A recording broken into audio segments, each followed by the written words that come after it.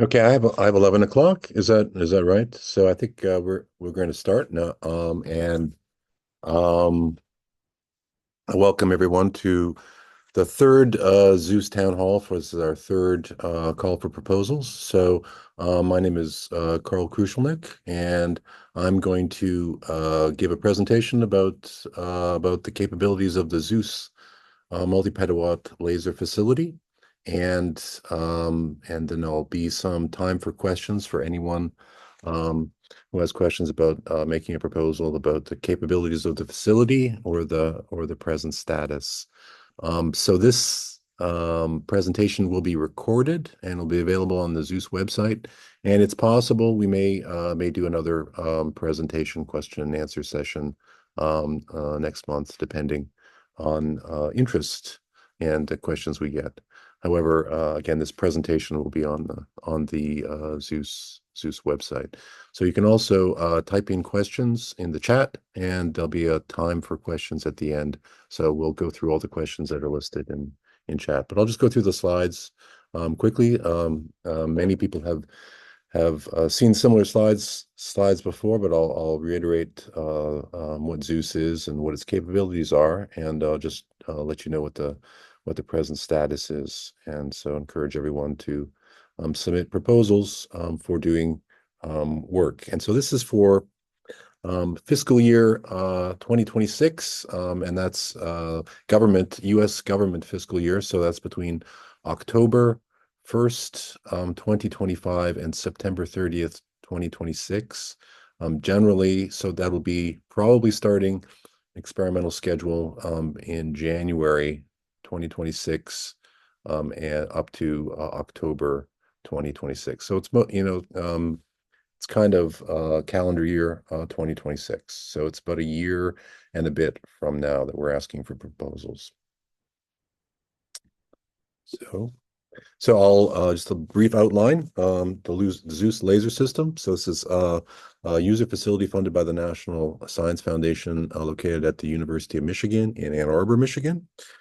Talk about the facility itself, and talk about some of the commissioning experiments and the experiments that have already been completed, and just briefly about some of the not only the commissioning experiment. I'll talk in a little more detail about the commissioning experiments, some of the just results, just show you the capabilities. And we've had a bunch of user experiments so far, and just I won't talk about the results of the user experiments, but they were all quite successful, and just kind of give you a brief some statistics about that. So again, we're talking about the capabilities of the facility in about a year and a half, and so I'll talk about what we think will be our capabilities, and so we're steadily improving what we are able to offer, and then how to access the facility and what the proposal submission process is like and how it will be reviewed. So this is the ZEUS team. That's myself in the top corner. I'm Carl Kruschelnick. And so we have Louise Willingale is the associate director, and we have a number of other PIs and senior scientists and managers. And so they're all listed on this rogues gallery. And we have an external advisory board also, which is listed there, which gives us feedback and lets us know how to improve the facility. So you can, if you know any of these people, you can contact them and ask them particular questions, or also give them some feedback about anything about the process. So just to review, ZEUS is an acronym. It stands for the Zettawatt Equivalent Ultra Short Pulse Laser. And so the idea is to have an extremely high focused intensity to correspondingly have a very, very large electric field, which goes like the square root of the intensity. Sorry, the square of the electric field goes like the square root of the intensity. So we want to look at phenomenon that are occurring with high fields. And so that's not only atomic physics effects, but then we get into relativistic laser motion of particles producing relativistic plasmas. And you might say, well, we're not actually a zettawatt experiment facility, which is 10 to the 21 watts. We're actually on a petawatt facility, which is 10 to the 10 to the 15 watts. So it's a million times more. And that's why zettawatt equivalent. So we're interested in doing experiments, a flagship kind of experiments where we look at the interaction of high intensity light in with electron beams created by the same facility, so the same laser. So we have a two beam capability, one which is to generate GeV class electron beams, and then we can collide that with laser pulses, which are on the order of a petawatt, but in the frame of the electron beam, you get a Lorentz boost, and it's equivalent to doing zettawatt experiments in the laboratory frame. And what this means is we can investigate things like strong field QED and direct generation of electron positron plasmas and effects on the Compton scattered photons. So that's what that is. So this is funded by the National Science Foundation. Started in around about beginning of 2020. We have a new renovated laboratory space. This is in the Gerstacker building in North Campus in Ann Arbor at the University of Michigan. So it has been an upgrade from a previous laser that we had called Hercules, which was running at a maximum of 300 terawatts. So it's about an order of magnitude.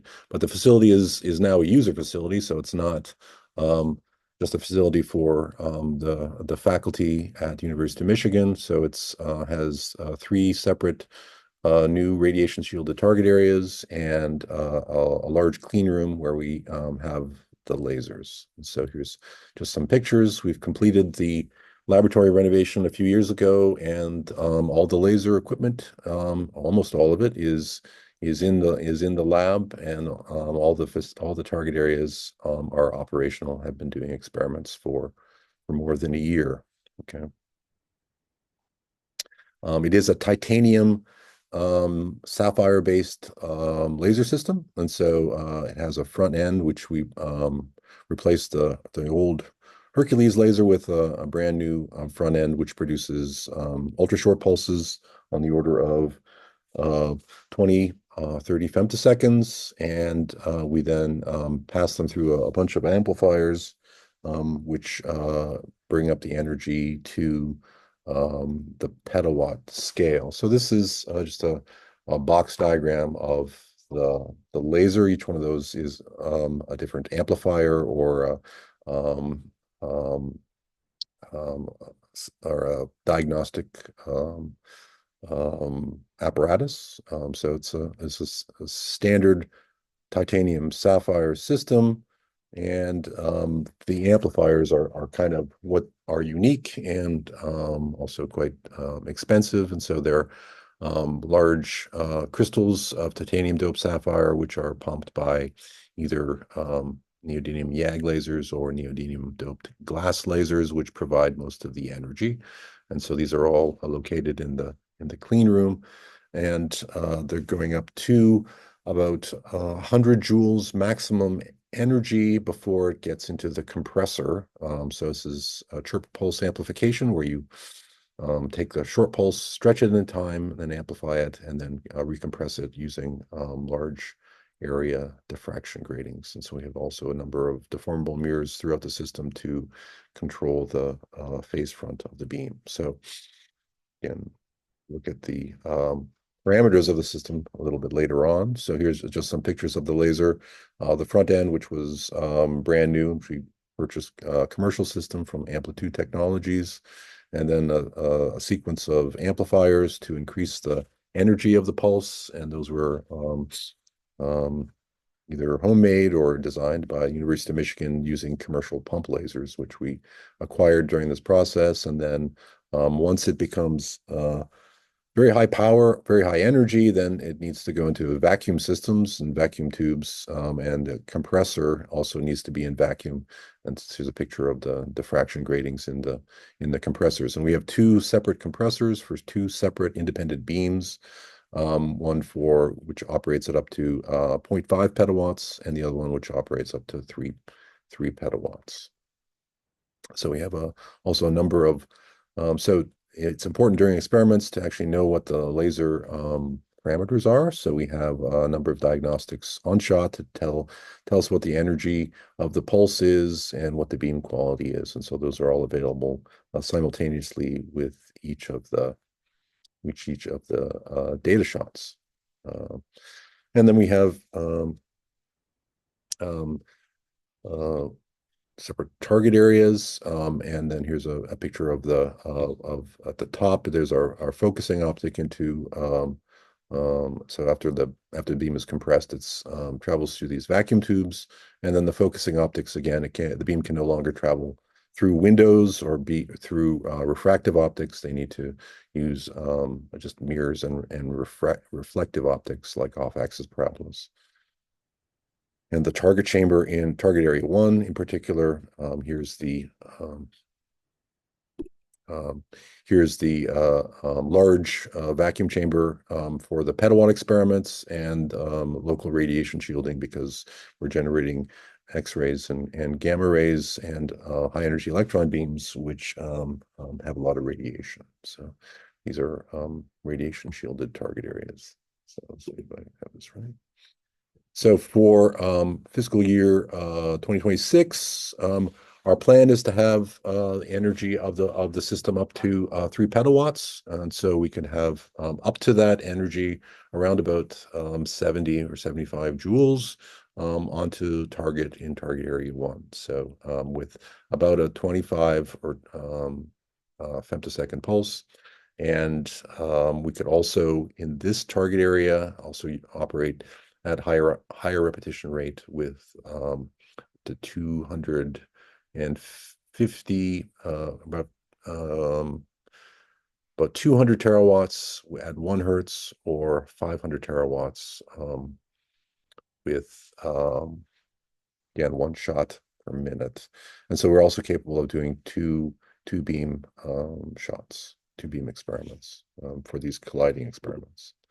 And here's an example of typical setup. And so this is an experiment where the 2.5 petawatt beam comes in one side through a gas jet target to make a plasma for accelerating particles in particular, and then, for example, could be focused and collide with the second beam to generate Compton scattered radiation or electrons and positrons. So this is just an example of an experiment which could be run. Target area 2 has a different geometry, has a cylindrical vacuum chamber. It at present only runs up to 500 terawatts, and this is in the adjacent target area to target area 1.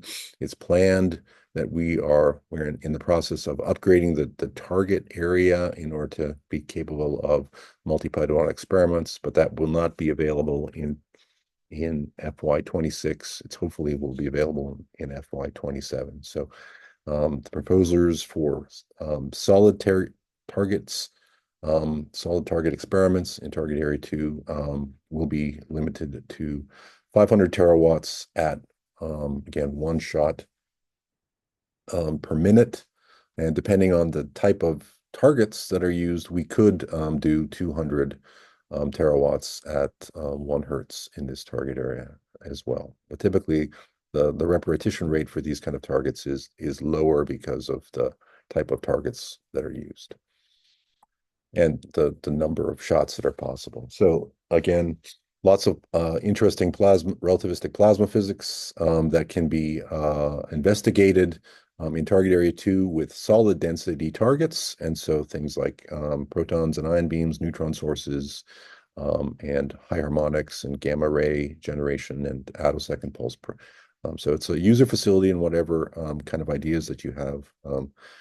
We're trying to be as flexible as possible. Target area 3 is the high repetition, designed for high repetition gas interactions. So laser wake field acceleration primarily, and also X-ray generation. So this is really focused on 200 terawatts at 1 hertz, or we can also do 500 terawatts at 1 shot a minute. This has a long along a large F number, a F40 or F20. Again, it's designed for high repetition rate electron generation and X-ray production, and then using those X-rays for characterization of targets. Could be femtosecond X-ray imaging or X-ray diffraction or X-ray absorption spectroscopy or using the electrons. Again, so it's a laser facility. We have a number of diagnostics. Standard diagnostics, again, are electron spectrometers and X-ray cameras. And so here's an example of a material science application where you take the X-rays produced by the electrons that are accelerated.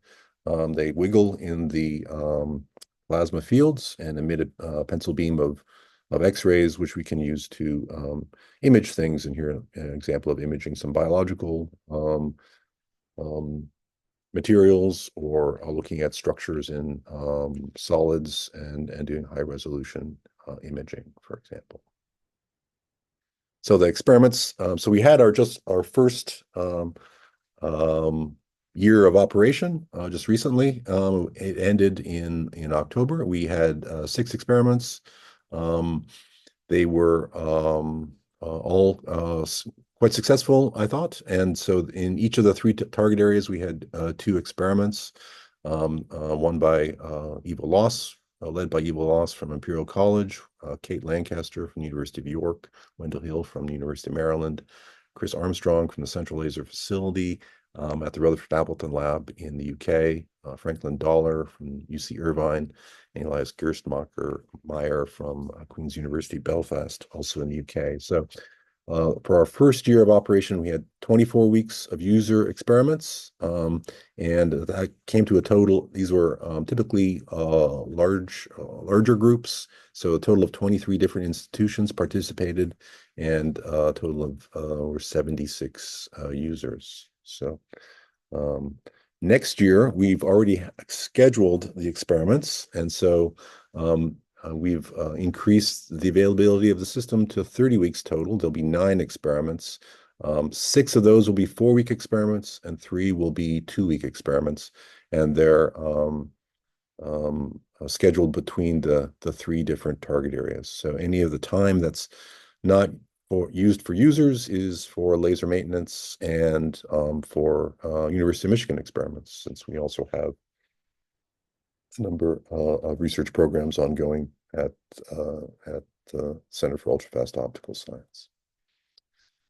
So in total, there were in the first year there were 28,000 shots, and the maximum for one experimental campaign was Wendell Hill's experiment, which got about 9,300 shots, and so that was a total of 300,000 data files that were produced and more than 2 terabytes. And so you can see some of the depending on the different experiments, some of them had a different number of shots, just because running an experiment with a gas puff into the vacuum system, you can run a lot more shots than you can if you're using an array of solid targets and you have to reposition them between different shots, and so that limits the total number of shots that you could produce. However, that is the users typically know that going in, and so we try to increase the repetition rate, and obviously pumping out the vacuum chambers and letting up the vacuum chambers takes time, and that also reduces the repetition rate. So the repetition rate does depend on the type of experiment and also the target area that's used, and in particular the type of target that's used. So these are all 4-week experiments. So we're trying again 2-week experiments in fiscal year 25. So just showing some. So I'm not going to show any of the user data, but some of the commissioning data that we took last year. So, for example, we did some a few months ago commissioning of Target Area 1, which is our petawatt beam. This was only using around about 600 terawatts, but for in a couple weeks we were doing laser wake field experiments with ionization injection and in various standard diagnostics, interferometry, electron spectrometry. spectroscopy, and beam profiles, and also characterization of the radiation, just so that we can compare that to our modeling for the shielding that we're using.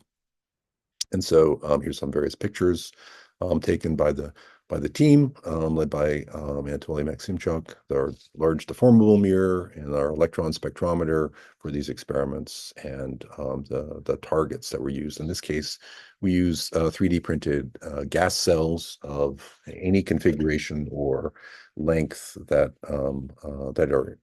you're interested in. We can probably assemble them at pretty low cost. So here's an example of the 3D printed plastic gas cells that are used. You can see this, the length of the interaction region is defined by the laser comes in from right to left, and the tilted areas there is to move the target up and down to vary the actual interaction distance to do a systematic experiment. But this is an example of a type of gas cell or gas target that we would use. Can also use gas jets and gas nozzles and various lengths. This experiment again is a very long focal length. It has a beam focal length of about 20 meters from where the focusing mirror is until the chamber. So the diffraction distance for the beam is very long. So the acceleration distance is correspondingly long.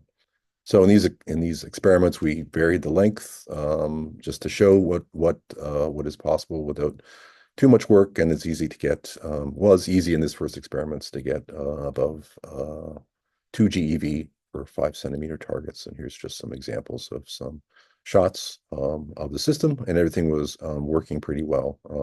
And the beam quality was very good. Had very low divergence, as expected from this very large F number interaction on the order of 70 or 100. Let's see if I did this. And here's just an example of a bunch of consecutive shots showing energies on the order of 2 GeV. This is just with a plain gas cell without any sort of guiding structures. This is using, again, ionization injection. We also simultaneously during these commissioning experiments measured the divergence of the X-ray beam from the betatron, which was like 1.5 milliradians, very narrow, again, a pencil beam of X-rays that could be used for other applications. Target area 2, commissioning of this was done a little bit earlier, just as a demonstration that everything was working okay. And then before the users came to use the experiments. And so this was, again, limited to a maximum of half a petawatt. And these first commissioning experiments were on the order of about 100 or 150 terawatts. And just to show that kind of standard diagnostics are ion spectrometers, in this case, a Thomson parabola, which would measure the energy of the different species of ions that are produced from an interaction with a thin foil. And here's just an example of some data from the microchannel plate and showing kind of expected energies of protons. And so this is a diagnostic that's available for use. We also have a double plasma mirror, and then on the left here is shown the configuration with the double plasma mirror. And that increases the contrast, but reduces the power, the peak power, by about a half, but increases the contrast by about 4 orders of magnitude to enable experiments with really short, really thin targets. Target area 3, again, this is high repetition rate, mainly gas jet interactions with a longer focal length. We're at higher repetition rate at 1 hertz and hopefully up to 5 hertz potentially over the next year or two. Again, we have different focusing configurations, F40 or F20, and we use deformable mirrors for controlling the phase front and getting the best focal spot, or actually just controlling the focal spot. So we have possibility for feedback control. Note throughout the whole system, we have a number of deformable mirrors. After the diffraction, after the compression gratings, we have a deformable mirror in each of the different target areas for controlling the structure of the focal spot and improving its characteristics for the different types of experiments. So in these commissioning experiments, again, around 200 terawatts, just an example of high energy electron beams, in this case, up to 600 MeV or so, and lots of X-ray emission again from these experiments. So just to demonstrate that everything is working on the system over the past year, we have a number of diagnostics, standard diagnostics, lots of cameras, X-ray cameras, K-alpha imagers, magnetic spectrometers for electrons and ions, and we have nuclear diagnostics as well, germanium detectors and coincidence detectors for nuclear investigations, and all sorts of optical diagnostics and spectrometers, etc. XUV spectrometers as well. So there's lots of stuff that's available. That's all listed on the ZEUS website. But you can also, if you have your own instruments or you have your own ideas of a new diagnostic, we're very willing to accommodate that, and with assistance, and just contact us ahead of time, and we have mechanical engineers and electrical engineers on staff who can help see if that's going to have any problems fitting into our system, but usually should be okay as long as they're reasonable. We can do a certain amount of target fabrication. So we have there is a target fabrication laboratory, which is adjacent to the ZEUS facility. And so we have basic targets, flat foils, gas jets, gas cells, liquid jet targets, and more complicated targets are possible. We have a target fabrication engineer who also builds and designs targets for the large DOE laser facilities. So lots of experience in more complex targets. And so you just have to specify that in your proposal and then maybe contact us to see what's possible. Other ZEUS spaces, obviously we have machine shop, electrical workshop, things that can be fixed on the fly during experiments, and then meeting spaces and offices for staff and visitors. One of the issues in the first year was accommodation. So for visitors, we haven't previously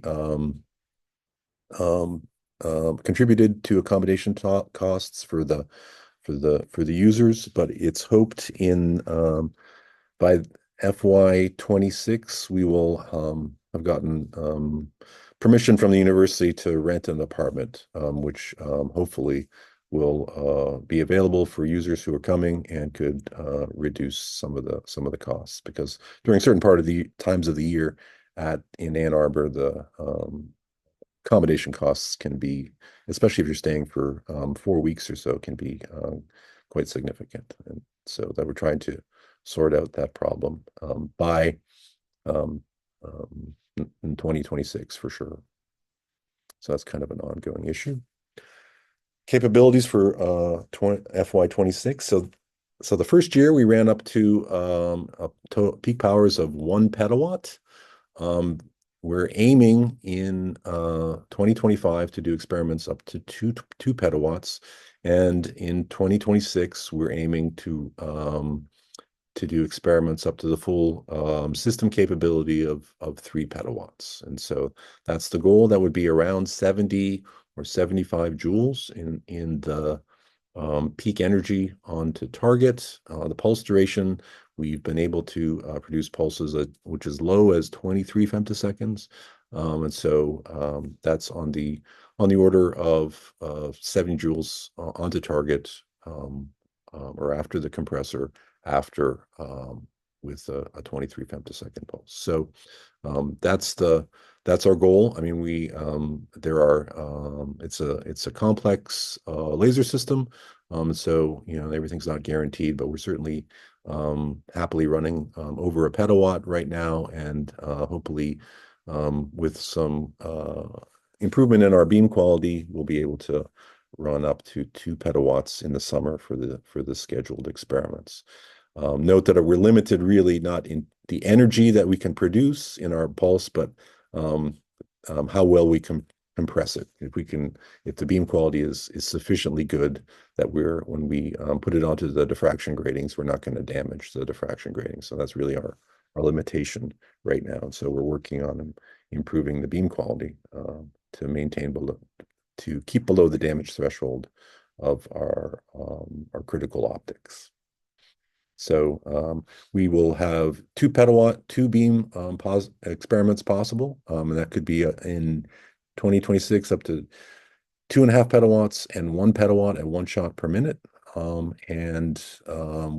have a plasma mirror in target area 2.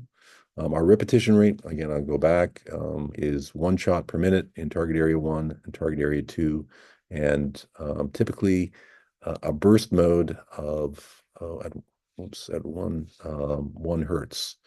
So you would run a sequence of shots for a minute or so, and be able to run at a high repetition rate. So, and the focusing is somewhat fixed because of the optics that we use. Again, in target area 1, it's a 20-meter long focal length, and target area 2 is a short focal length capable of higher intensities.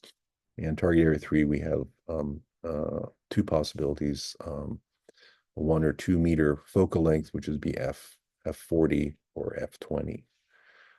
We do also have a long pulse laser that is operational, has been commissioned, and we haven't used it in an experiment yet, but it could be used theoretically in any of the target areas. Right now, it's easiest to direct the beam into target areas 1 or 2. This is again 1 shot per minute, neodymium glass laser, which can operate at 75 joules at 10 nanoseconds at 1 shot per minute, or 110 joules using 1 micron light, which is not frequency doubled. So, and this also has a certain amount of pulse shaping capability. We can make either top hat beams or ramp beams, and potentially even something more complicated, but we haven't demonstrated that yet. So again, this is not a intense pulse or short pulse, so it doesn't need to travel through the vacuum tubes, and so it's a little bit easier to direct into the experiments, but it is a separate beam line, and it can be timed, to within about a nanosecond accuracy to the short pulse beam and run at the same time. So it can be used again for pump probe measurements to drive a shock in materials, and if you want to image that shock or make a preformed plasma, one can do these kind of experiments with the shock driver laser, which again, it's a commercial system from Amplitude Technologies. So our annual call for proposals is open today, and so this is our third call for proposals. We have a proposal review panel, which is independent of the facility, so there's no members from the University of Michigan, and the proposal review panel will rank the proposals according to scientific merit, and then they'll give us the result of their ranking, and then we'll also give them some information. We'll look at them with respect to technical feasibility. So after the most highly ranked ones, we'll award time, and we'll go to the facility for scheduling. And so there's a connection between the experiment and the facility. Is assigned to a link scientist who is one of the staff at ZEUS, who works in the particular target area, and so they'll be involved in planning the experiments with the users who've been awarded time. So on that time scale, it takes typically about 3 months before the experiment. So there'll be planning meetings, and actually typically several planning meetings and interacting with the staff at ZEUS to come up with the design for the experiment, and they can typically then there'll be from 1 to 4 weeks of experimental time. It's possible to come, depending on the schedule, to come earlier to set up their experiment, because typically we don't run experiments in target areas simultaneously. But that will have to be a little bit on a case-by-case basis. There won't be laser time available, just potentially alignment beams. A typical experimental day, we have engineers and technicians and scientists. Typically, technicians arrive early and warm up and get everything set up and start the laser running and starting alignment. We have typically a user meeting with the ZEUS staff and scientists with the users every morning, and particularly led by the ZEUS link scientist and the principal investigator of the user team. And so we hope to have the laser available on the order late in the morning for alignment beams and high power beams. And then we have another shift of technicians who will help operate the facility in the afternoon until around 7 o'clock or so, when we'll be finished operations, and then the laser will be turned off. So typically that's how experimental days have been operated. We're just really kind of limited by staff time and for how long we can run the laser system. We're not able to run the laser without users are not able to run the laser by themselves or to turn it off by themselves at the end of the day. But all the data will be available on the user website, which is called My ZEUS portal. So again, this town hall is to announce the third annual call, and the proposals themselves are due by 31st of January. We have a couple months, and so I've kind of listed what the expected capabilities of the ZEUS facility will be in 2026, and we're trying to again to schedule 30 weeks in total. Typical experiment depends on the exact goals of the experiment, but will be between 1 and 4 weeks, and so you should justify the amount of time that's required in your proposal. And again, there's no restriction on who can submit a proposal. So throughout the whole scientific community, and international and researchers from national laboratories are all welcome to submit proposals.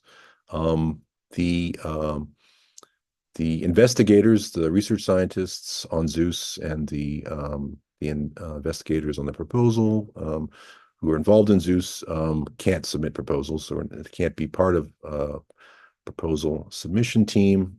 So you're not competing against internal researchers from ZEUS, because there's already time available for our research on the facility. So the My ZEUS portal, this is what you'll register to get access to look at.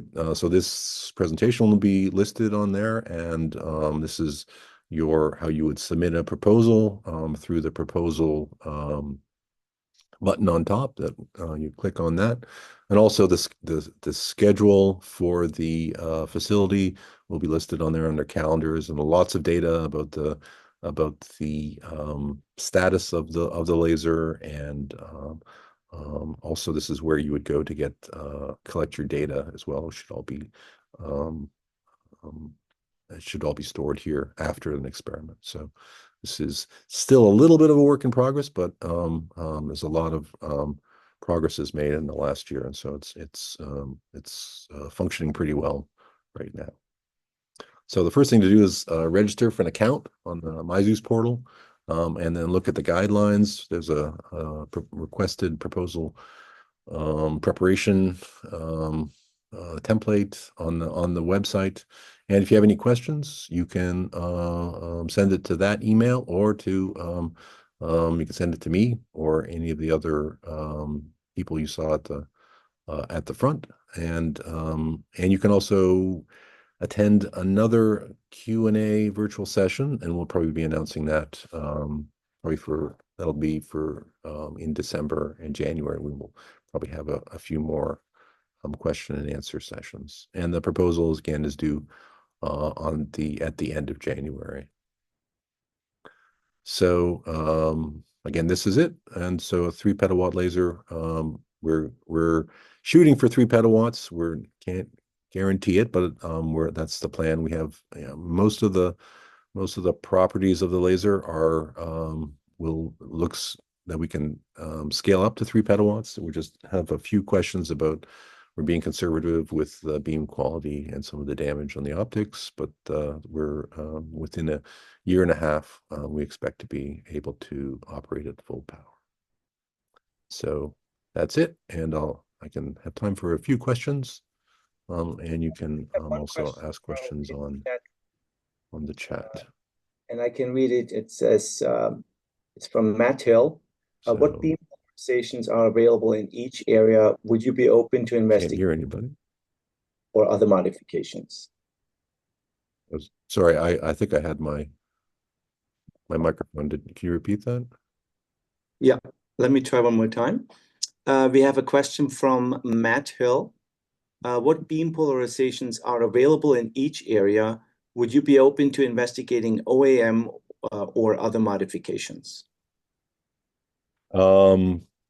So we do have wave plates for the 200 petawatt, 200 terawatt beam line. So like 4-inch wave plates, which means we can move the half wave plates, which we can change the polarization from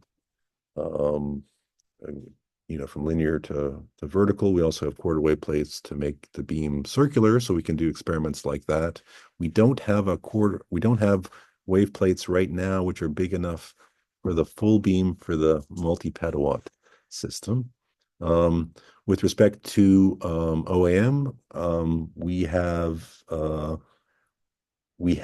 are certainly willing to do experiments using beams with OAM. They would have to be reflective optics. The wave plates we use are very thin mica plates, and so we are investigating trying to get larger ones to do polarization control for the petawatt beam. Again, going back to OAM, they would have to be a reflective, a spiral reflective optic. So we certainly that's a possibility. If we won't necessarily have the optics to be able to produce OAM beams for an experiment, but if you bring your own optics, we could certainly use it in the setup. And so also that's kind of another goal of the facility, to have reflective beams that could produce reflective optics that could produce OAM beams, but we don't have those right away. So that may be if there's a lot of interest, maybe that's a one way we could develop the facility to have that kind of a permanent capability.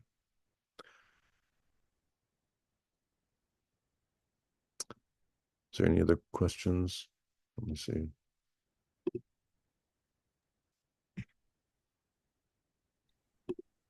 Franco, there's nothing? I'm sorry, there are no other questions. Okay.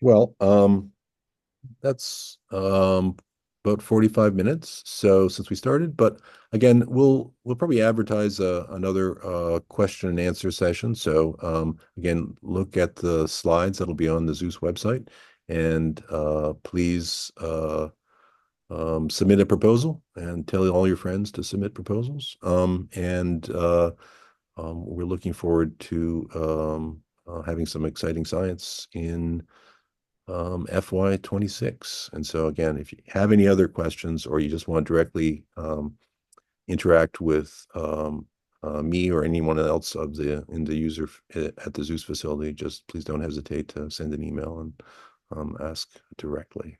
Okay, so thank you very much for attending the town hall, and again, I look forward to reading your proposals. Carl, there's a couple more questions in the Q&A. Oh, there was. Okay. Well, Yes, there's one from Matt Hill about how many users would we recommend per team? okay. Typically the user groups are how the user groups are constructed are kind of up to the users themselves. So we've had large teams and small teams. Typically, to actually come to an experiment, the groups typically on the order of four people will show up. Some people will not be there for the whole time. So I mean that's why we can accommodate more than that. So, setting up and working on the diagnostics doesn't necessarily require um, too many more people than that. So people, come and go depending on the size of the team. People are involved in the daily meetings on Zoom, so they, can see what's going on and make suggestions and things like that. So, typically 4 or 5 students and a postdoc, and then the PI is typically around for the whole time. So again, when we're thinking about having, we're trying to get an apartment for FY26 that will accommodate. We're looking to have like a 2-bedroom apartment that would accommodate, between, depending how many students want to sleep on the floor. I mean, it could accommodate like four people or something like that. So There's one additional question. Are you planning to upgrade hardware and software for data acquisition, particularly, I'm going to get this wrong, but GIGE cams? yeah, I mean, who was that question from? So It's an anonymous question. So okay. yeah. Okay. I mean, we're trying to improve our data acquisition system as on an ongoing basis. And so we have a dedicated data scientist who's trying to improve the data acquisition speed and the amount of data can be stored from an experiment for you're talking gigacams. I presume that's what the message was. So I can, I don't know exactly the technology difference between that and the imaging systems that we already use, but we'll try to accommodate whatever and also look at suggestions from users. So that's all I can say is that yes, I guess we can try. I don't know if any of the other ZEUS people have anything to add. Jing is basically adding, yes, we have a newly developed program based on Tango for data acquisition. So he's basically confirming what you said.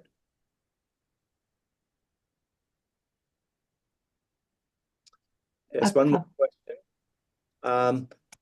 What diagnostics are available for the long pulse beam parameters? Maybe you said it, but I may have missed it. So we can measure the energy in the beam front, and the similar diagnostics that are available for the short pulse, except we can measure the pulse shape as well, using high-speed diodes. I guess is that if that's what you're talking about. We haven't implemented things like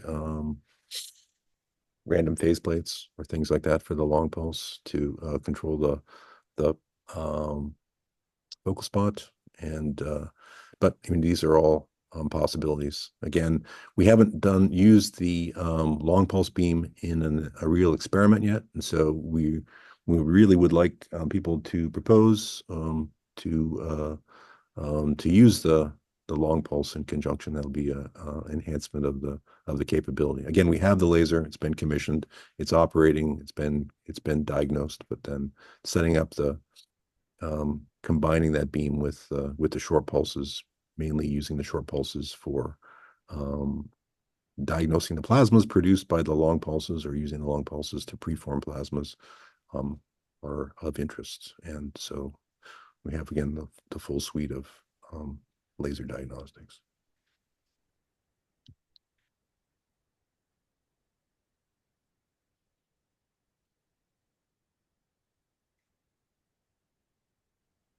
Okay. Okay.